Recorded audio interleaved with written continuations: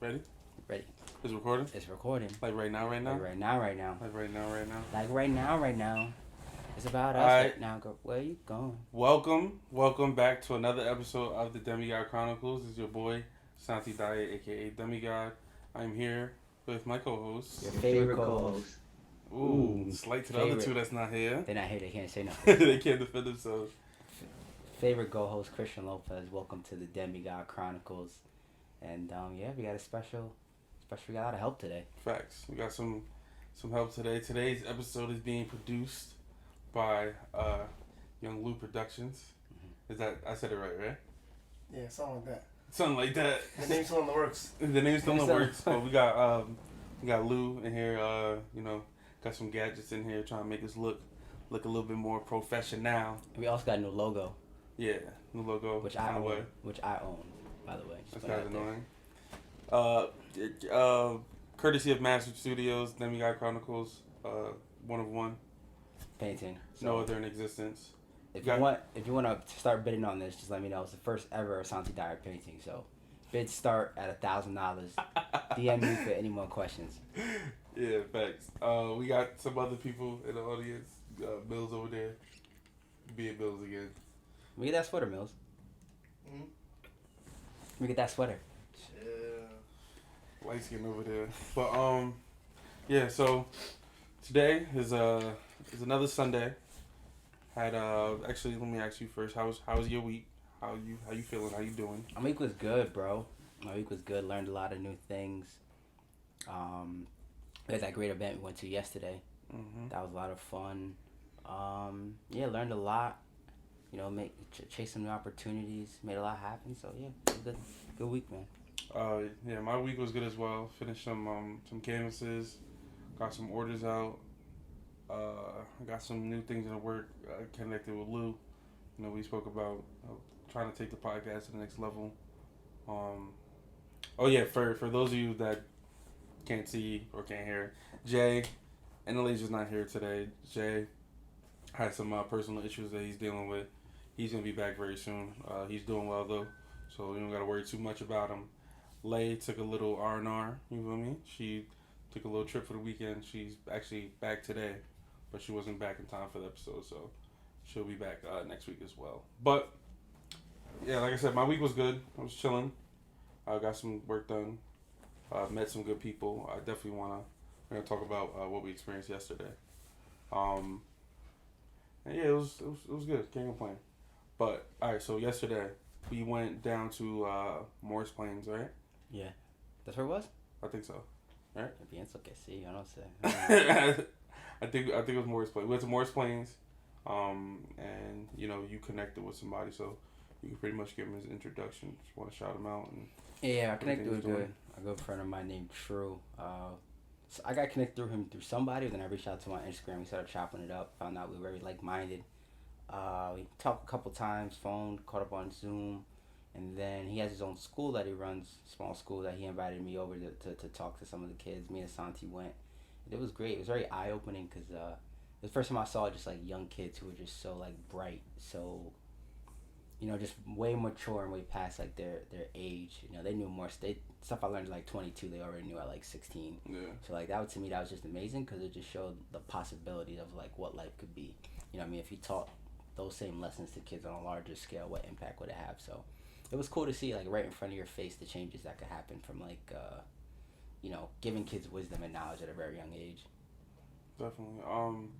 I thought it was amazing because it, you think about what people say, like how it takes a village, mm-hmm. and they're literally, a group of people that they're all from different walks of life, mm-hmm. and they all come together and they bring their kids together, mm-hmm. and they're actually like instilling, like important lessons into the kids, qualities that's gonna, be with them throughout their whole life, and their leadership skills and all that stuff. They're developing all those things at a young age. So I think that's important to highlight. And like True was talking about yesterday, like being aware of who you are and where you come from. Mm-hmm.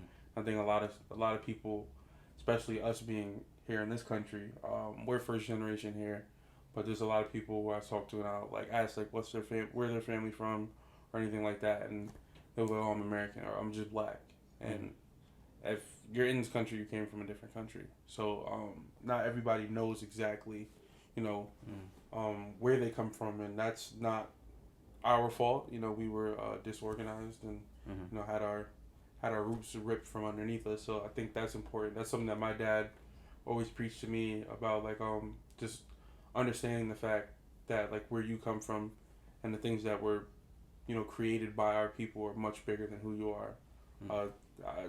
Some of the things you spoke to the kids about yesterday, you know, talking about money management and like the importance of you know taking you know the right steps to know what you're doing with your money and to learn the processes of what money is and all those things.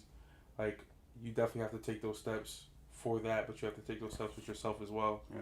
And you know be able to identify like who you are and like where you come from. But do you think it's important to know like what countries or like where your ancestors are from to figure out who you are? To figure out the root, who I think who we are is connected to our ancestry, but to figure out who you are and how you operate is different than figuring out what you came from. So I would say, like you spoke about, like you know, being a person who's what was it? I think it was the red, right? You said you're usually in the red, like on the chart. Oh, like my personality? Yeah. I'm a caloric. Yeah. So you feel me? So studying your habits and studying your traits and learning that, like, all right, you know, sometimes you can be dogmatic, sometimes you can be all these things. Like, that's different than learning why is my last name Lopez and I'm Jamaican and I'm, you know, like those things don't directly contribute to who you are and like what your attributes are as an actual person. But knowing where you are and where you came from will help you take pride in certain things, especially the math and sciences. Knowing that, you know, our history is rich in that. You know, Timbuktu. You know, we were the mecca of learning. Equations, the pyramid, all these things. You know, that you know we came up with that just defied what was already going on and just you know heightened the world. And so I think that stuff, knowing that and understanding that we come from kings and queens, that stuff is important to your, what's the word I'm looking for? Your, not your characteristics, but just for your confidence and like the way you walk throughout life, because the stories that were pushed and the way, you know, we have the underdog story and, you know, our ancestors come from slavery and all this other stuff, and that stuff is true, but we have to go back to what's before that. What's before the trauma? Before the trauma was a lot of years of, you know, kings and queens. So I think knowing that and knowing that, you know, we came from that, you know, and we were put into slavery, and coming from that, you know, it's time for like another uprising. So just, you know, it's not, we didn't just start off as bad and now it's just still bad. It was good before the bad. So I think when you know that, you can work yourself back up to the good. Cool. So Makes sense. that was important. But definitely shout out to True, shout out to the Liberation School, all the people we connected with yesterday. It was a very eye-opening experience. Me and Chris got to talking after, you know, and just obviously none of us have kids yet, but just the routes you can go with having a strong community and having people around you that just understand that, especially rearing a child, like that those younger years are really pivotal in how the kid's gonna think, how they're gonna process stuff, how we talked about it before in the episode, like you said, like you don't want to hit your kids, like you want to be able to speak to your children and like have your children have understanding of why you're disciplining them for whatever reasons, because how we were as kids, you know. Yeah. So I think that was important. That was definitely dope, and I appreciate, you know, the experience. It was fun. I learned a lot. I definitely learned a lot. Definitely. All right, so what's on your mind this week? Something that might have happened during the week or something like that. Something that happened during the week. Well, I've been going on with just like human rights. With the whole Middle East. You know, India's still struggling. That's not the Middle East, but I'm talking about like India's still struggling with their stuff going on, and you know it's bad over there how COVID hit them because they don't have enough beds and hospitals and things like that for people. So a lot of people are dying. Israel and Palestine is having a lot of conflict. So it's just a lot of things going on in the world, and I think it's like I feel like it's dividing people. Like you see like one side views one thing, the other side views another thing, and they're like arguing back and forth on Twitter, Instagram. You know what I'm saying? But none of that's actually helping the situation. So even though you might be like on one side of the opinion. I think it's important to not forget that like we're all just human beings. Mm-hmm. You know what I'm saying? Like the same way you wouldn't want someone to walk up to your house and kill your mother and your father, then you shouldn't be okay with it being done to someone else. You know what I'm saying? If you really stand for something, it confuses me too, cause like both of their like just religions in general speaks of like not killing people. You know what I'm saying? But you'd be so okay with seeing someone not on your side getting killed and doesn't bother you. Like you don't stand up for that. You know what I mean? So it's just, I don't know, religion confuses me. The religions that the world follows really is confusing to me. And I think sometimes it's more important what the people in power, what their agenda is. Mm-hmm. And then I think they manipulate people and control groups of people with religion, but they really have their own agendas they want to see accomplished, and they just use religion as a way to get those things and to rally a large group of people to their viewpoints and to get done what they really want to get done. Yeah. I don't think they care about people, and but I think us as a society gets so caught up in it that we don't stop and step back and understand like, you know, what's the deeper level, what's important here. You know what I'm saying? Like what's really, you know, important. Do you ask yourself like, the guy I do serve, would he be okay with this stuff? You know what I'm saying? And if I think sometimes people don't do that. They just get so caught up in the emotion of it all. But, you know, that's just the world we live in. Yeah, and I always thought it was funny. Well, not funny, but, like, I thought it was weird when I was younger when then people would say, like, oh, you know, you kill for God and country. And it's like the first thing that you're saying you kill for, that person is literally telling you not to kill you know what I'm saying? anybody. So it's kind of, like, redundant in that sense. It's like, how could you be killing for God and country when... Like, if you need to defend yourself, if your religion's under persecution, you know, people are raiding your villages and stuff and, like, slaughtering people just for what you believe in, I think you have every right to defend yourself. But on the other hand, the people that are doing that to the people that are being persecuted, they're trying to, you know, diminish whatever it is that they believe in because they feel like it's a threat to what they believe in. Yeah. But it's the same thing with, like, all these things, like, intertwined with religion and science and stuff like that. Is you have to reach a middle ground to where you have what you believe in, you have what actually is, you know. So you can't go and tell a person that they're wrong for believing whatever it is that they believe in, because who told you that what you believe in is right, you know? So you don't have we all follow, and faith is that way. You're supposed to follow faith blindly, right? You walk by faith, not by sight. Yeah, that's something that people always talk about. So it's not our job to look at other people's face and decide that what they're doing wrong. Because in all reality, we're not really trying to save those people. Because you're going to tell me you're killing them off because they're sinning in your eyes. Or you're killing people because they're not living in the light of God, how you're supposed to be living in the light of God. But if you're killing people in the first place, you're not doing that in the first place. So then you get into this whole 360 of just straight hypocrisy, which you're trying to inflict something on someone and trying to even like... with the Indians, what they did, like trying to convert people, and they had missions, and they were converting Native Americans to Catholicism and all that stuff. Like, how could you come to a land with people who are already flourishing, tell them that everything they know is wrong, and then because of whatever it is that you feel inside of you, that you feel the need to now, oh, I get to inject myself into their lives, and I get to tell them, all right, like, you're living barbaric, you're living wrong. This is a religion you should believe in. You need to stop wearing clothes, stop wearing cloth. And they were fine before, you know, anyone got here. So it's just an ego thing that our country still deals with. You know, you look back in the 80s, I remember I studied in school before I switched from history to communications. We were talking like the war in Guatemala, and there's like another, like a movie that we watched that the U.S. had a whole... they put a whole team into like, I think it was Venezuela, and they took out their dictator, but the people were supporting the dictator, and you know they went against them, they killed the person, and now the person that rose instead of the person that people believe in, and we felt like we were helping, we did the wrong thing. Put the wrong people in power. Yeah. You feel me? Put the wrong people in power, put the wrong party in power. So now we have to go double back and try to help again.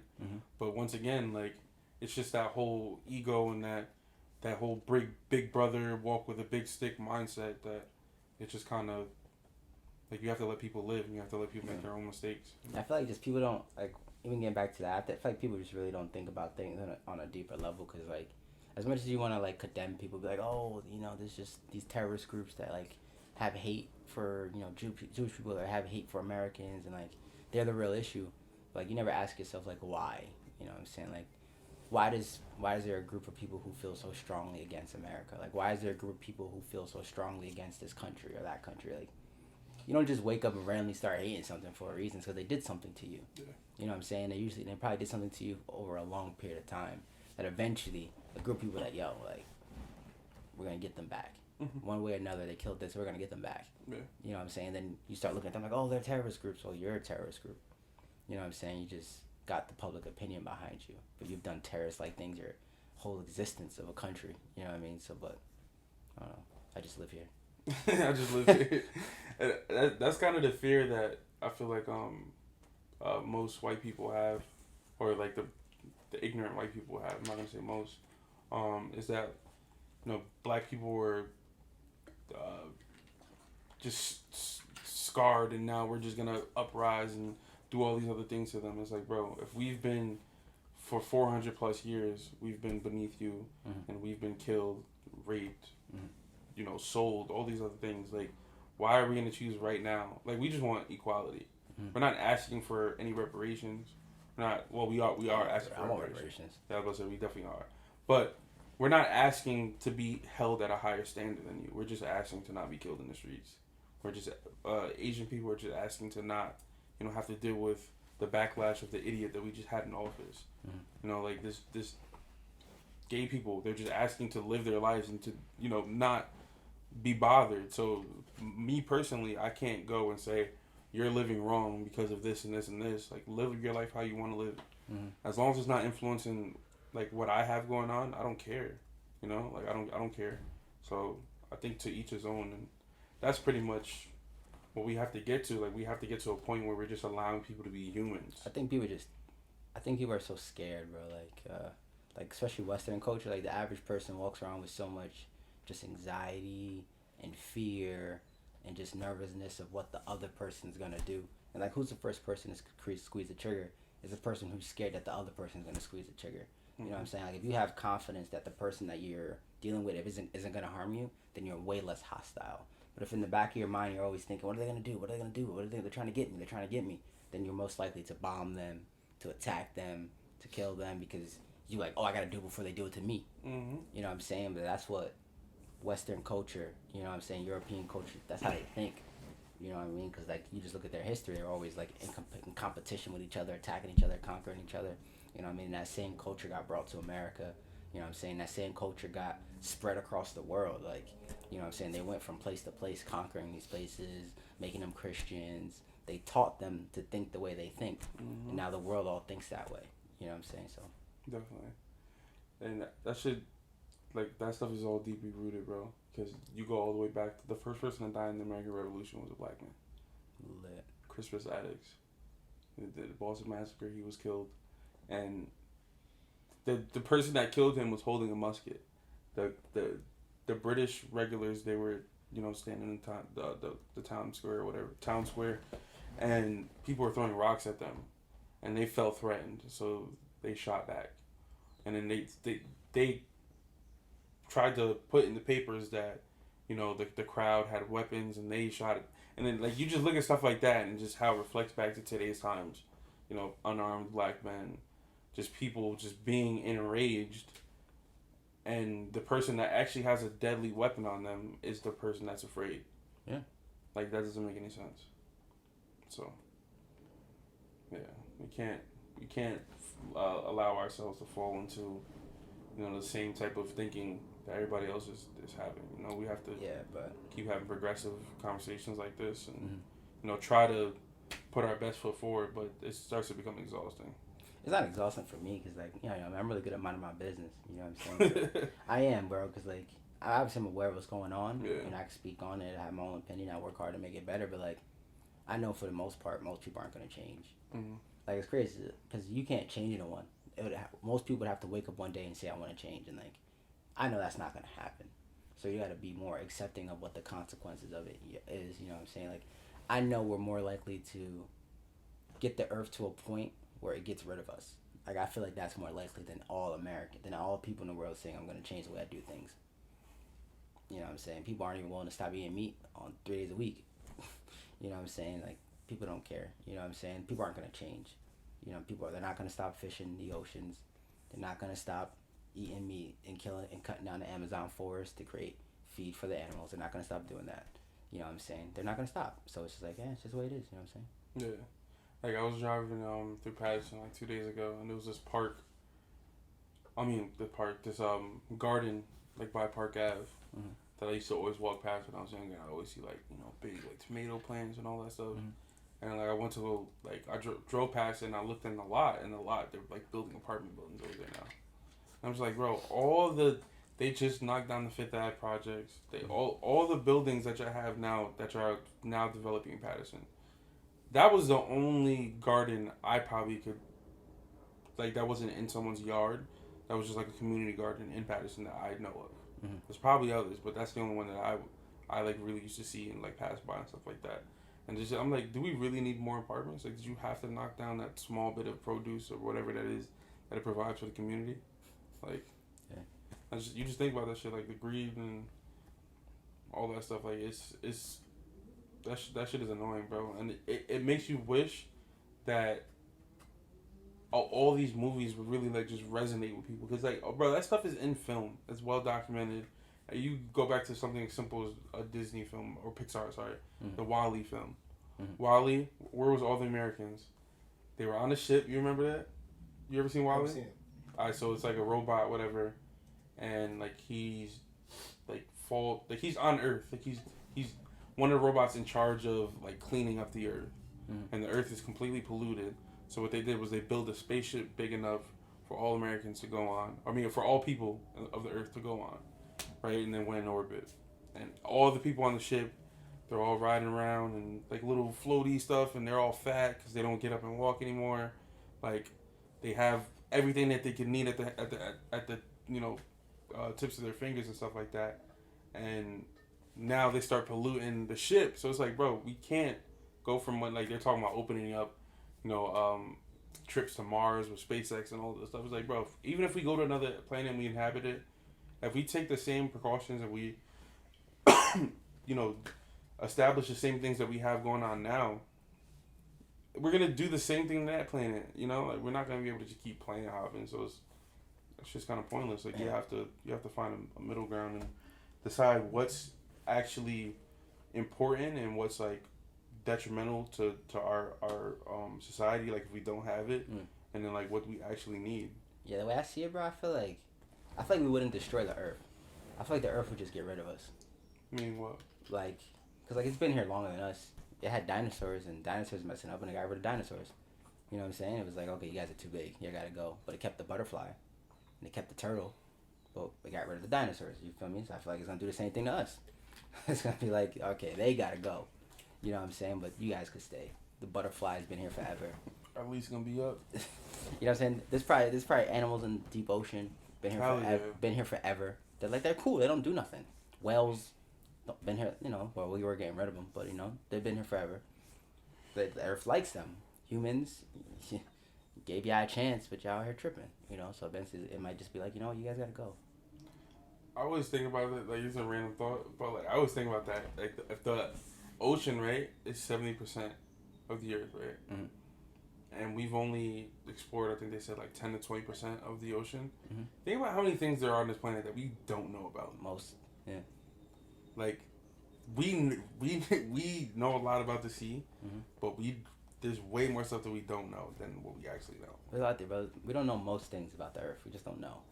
We have, they hypothesize. That's the proper word? Hypothesize? Hypotheses. Hypothesize. They hypothesize, but they don't know for like a fact. Like science is a fact.